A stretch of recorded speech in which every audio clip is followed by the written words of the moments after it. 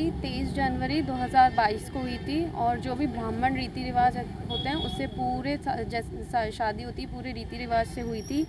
27 जनवरी से मेरे ससुराल वालों ने, मेरे पति अर्जुन शर्मा, मेरे ससुर जी भगवत स्वरूप शर्मा, मेरी सास निशा शर्मा, मेरी तीनों नंदे आरती शर्मा, अदिति शर्मा, कीर्ति शर्मा, इन लोगों ने मुझे दहेज के लिए परेशान करना शुरू कर दिया।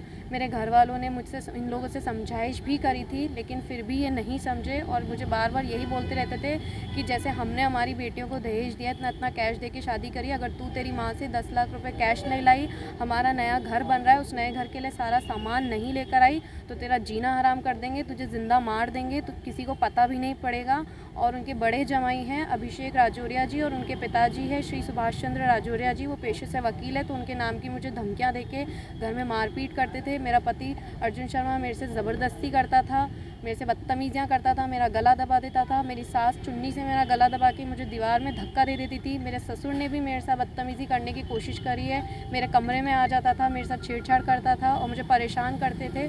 जब मेरे को यहाँ तक 7 मार्च को मुझे अस्पताल में यहाँ तक कि भर्ती भी करवाया गया था, क्योंकि उन्होंने मेरे साथ बहुत बुरी तरह से मारपीट करी थी उस दिन।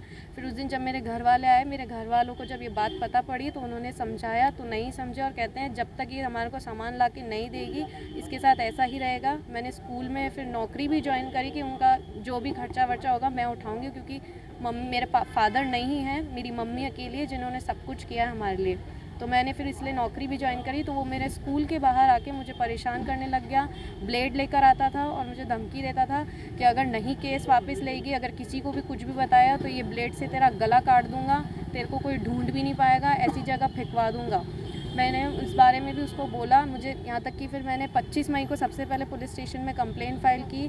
तो महिला थाने में, अलवर गेट महिला थाने में मैंने कंप्लेंट फाइल करी थी, तब भी पुलिस वालों ने कुछ नहीं किया। बस वो उसके फैमिली मेम्बर्स को बुला के हमसे बात की और उन्होंने बोल दिया कि 1 साल बाद डाइवोर्स होगा, तो बस ये बात पे कह के छोड़ दिया। उसके बाद उसकी बदतमीजियाँ और ज़्यादा बढ़ गई पुलिस की शय से कि वो मेरे स्कूल आके मेरे को परेशान करता था, मेरे घर के बाहर तक आ जाता था मुझे परेशान करने, वहाँ पे भी आके धमकियाँ देता था। फिर मैंने वापस से अभी 16 अगस्त को जब मैंने वापस से कंप्लेंट फाइल हुई, मेरे बयान वगैरह हुए, मैंने वहाँ पे पुलिस को सब कुछ सारे डॉक्यूमेंट्स दे रखे हैं, लेकिन फिर भी अभी तक कोई कार्रवाई नहीं हुई है। उसके अगेंस्ट कोई एक्शन नहीं लिया गया है, ना उसकी फैमिली के अगेंस्ट कोई एक्शन लिया गया है। मैं बहुत ज़्यादा परेशान हो चुकी हूँ, मेंटली फिज़िकली मैं दोनों तरह से बहुत डिस्टर्ब चल रही हूँ। और उसने मुझे गंदे फ़ोटोज़ वगैरह भी भेज रखे हैं, मुझे ये फ़ोटोज़ भेजता है इस तरह से गंदी गंदी और मुझे कहता है वायरल कर दूँगा। ये गंदे वीडियोस फ़ोटोज़ वगैरह बना रखे हैं, मेरे मम्मी पापा को गालियाँ बक रखी है।